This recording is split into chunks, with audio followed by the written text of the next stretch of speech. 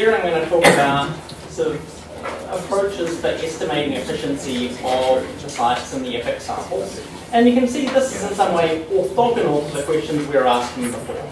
And so there, we were asking, well, I guess one of the major questions is how do costs change as sites get larger? Now, in these efficiency sort of questions, we're really saying, well, if you look at similar sites, let's try and benchmark a site against the sites around it in terms of sort of general characteristics. So what sites are more or less expensive and how do they vary? And so, acknowledgements, which thank you to everyone involved. And so our motivation here is sort of, even before you get to immunization costs or this study, if you look at the literature, there's large variation in the costs realized by different sites. And so, and we certainly saw that in the EPIC studies. And so if there are large sort of differences in costs, we might think there are efficiency gains by taking some of the higher cost sites, again, when you're comparing them to their sort of similar sites and moving them closer to those more efficient sites. And as part of that, can we, in the sample, identify the sites that have greater room for improvement? And so, just to sort of to get us closer to this question, so this is a figure from the first talk, and indeed actually from the last talk as well. I've used the slide quite a lot.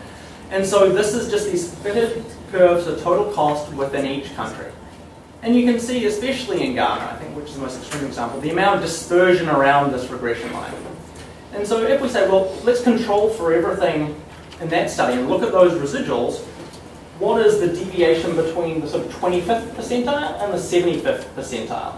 And so those that are in the 75th percentile are on average around 50% more expensive than those on the 25th percentile. And so over the total study, a lot higher in Ghana. As I said, there's a lot of dispersion there in those other countries. But in all countries, there's a substantial difference between the 25th percentile and the 75th percentile controlling for everything else.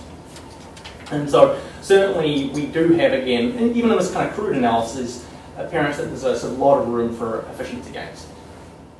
And so in terms of sort of thinking about efficiency, there's a number of methods. And so as was mentioned before, there's sort of qualitative methods which I think can be very useful into sort of looking within a program and talking to a lot of people. What do they think about differences in efficiency and about the ways you could improve efficiency?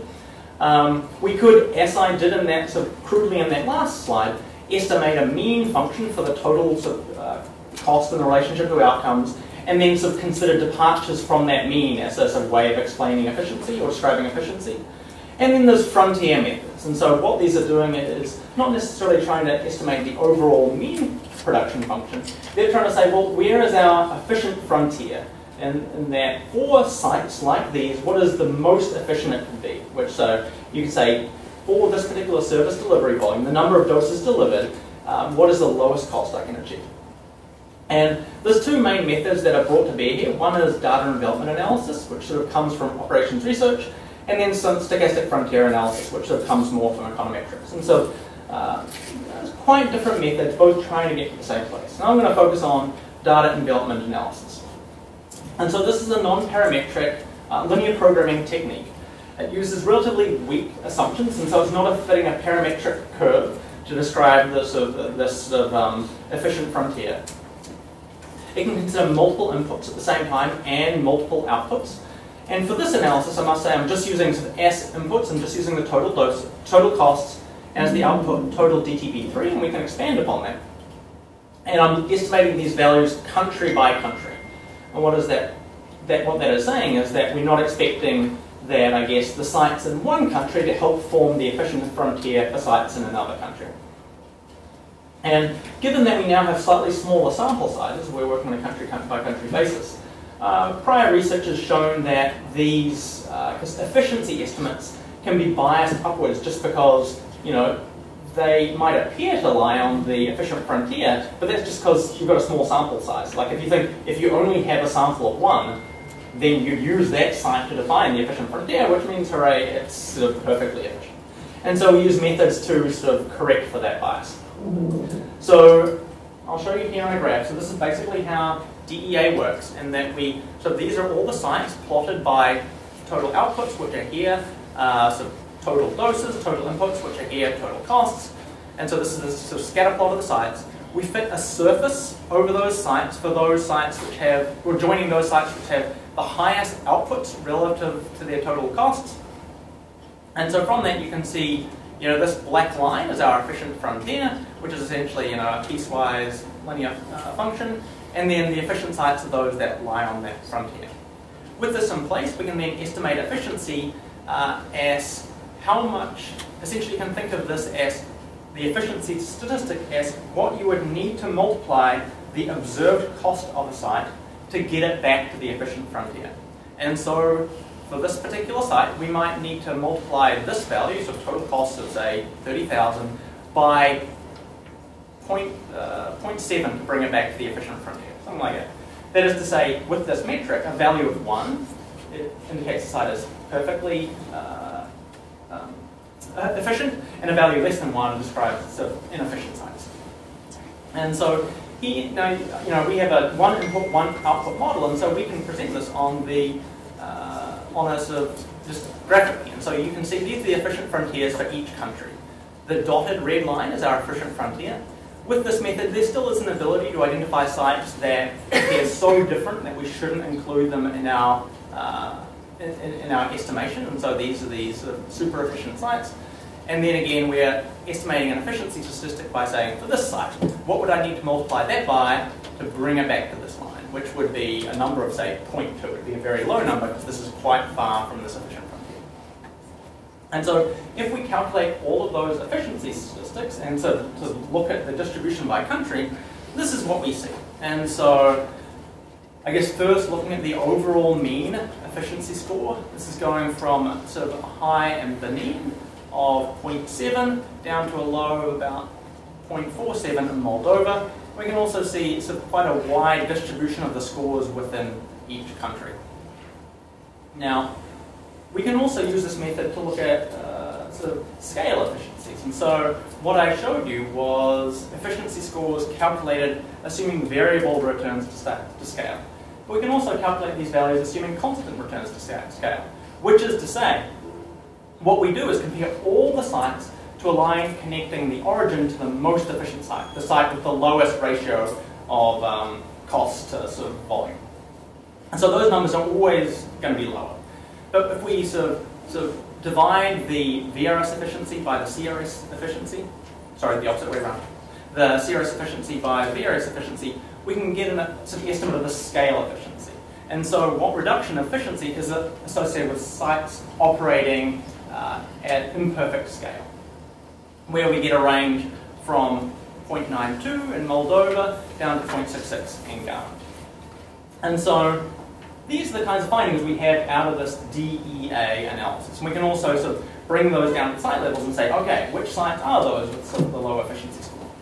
But as I mentioned, there's other methods. And so this stochastic frontier analysis, which comes from, as I said, econometrics, where here we are trying to fit a functional form, so parametric production function to these data.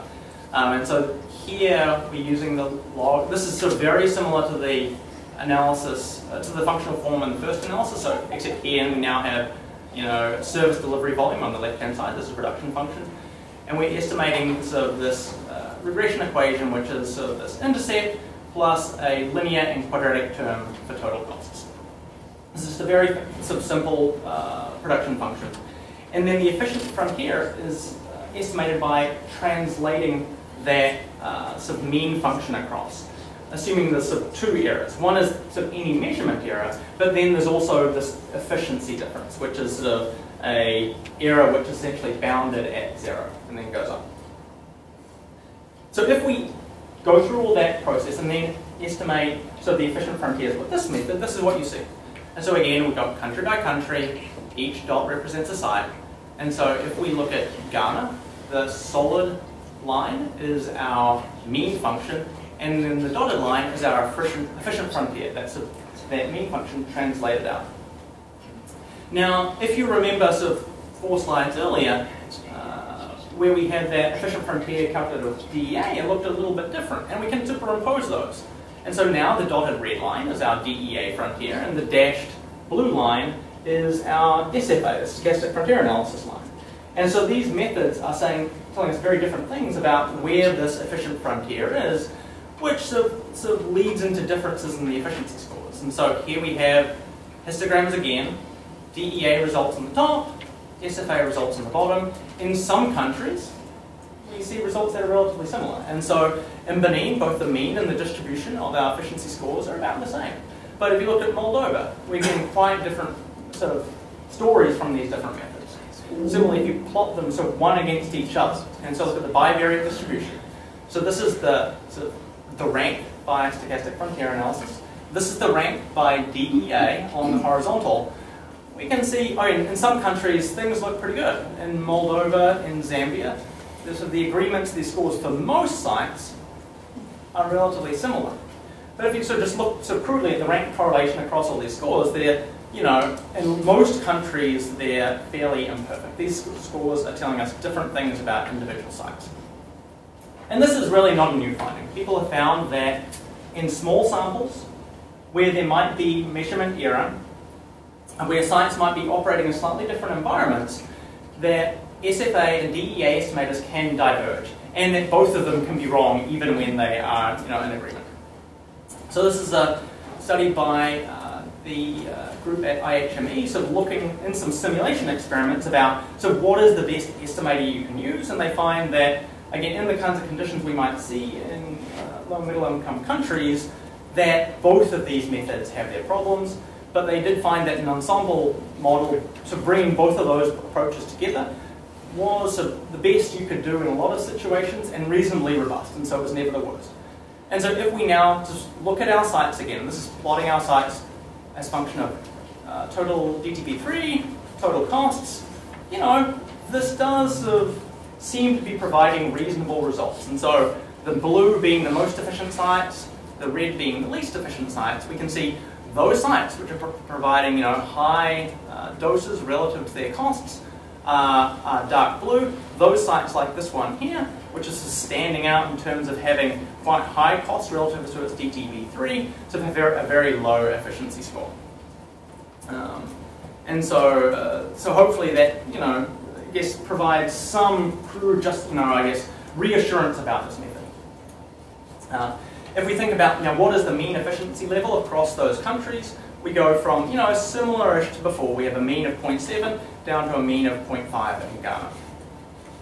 And so in conclusion, as you saw, the results really do differ by method if we try and apply these different techniques to estimate efficiency. And it really is related to where they put the efficient frontier in each country. However, there are methods that we work out to bring those two methods together to create something slightly better. And these, I think, in conclusion, these techniques could be used to triage sites for programmatic or managerial intervention. So, a site which has a sort of low efficiency score, it might be fine. But those sites might, you could use this method to say, okay, well, which sites should I look at? And so potentially those sites with the lowest 10%, low 20% efficiency score might be ones where it's worthwhile to sort of have a further check. These methods probably also provide, rather than an estimate, an upper bound for the efficiency you might gain through sort of intervention.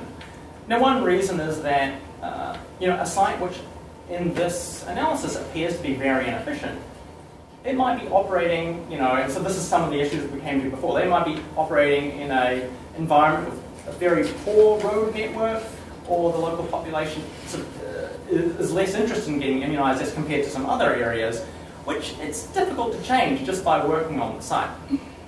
So that's one feature. And the other thing is that, I talk about sort of managerial intervention. That involves people going to the sites and seeing what's going on and trying to sort of improve efficiency. That in and of itself costs money. And so, again, so these estimates, it's not like, so you saw an estimate of 0.5 for one country. That doesn't mean that someone can flip a switch and reduce costs by 50% and achieve the same outcome. It really is an upper bound. And going back to a point which I think we've already discussed, is this idea that efficiency isn't the only goal, and that really, so the general goal is with a given pot of money, how do we improve health the most? And efficiency has a big role in this, but some of the activities we would undertake to improve coverage or to provide services to the least well-off would likely be inefficient by these metrics. So I guess a naive interpretation of these kinds of data might be dangerous. So thank you for listening to me for the third time today. And again, I promise not to sing up any more at this conference.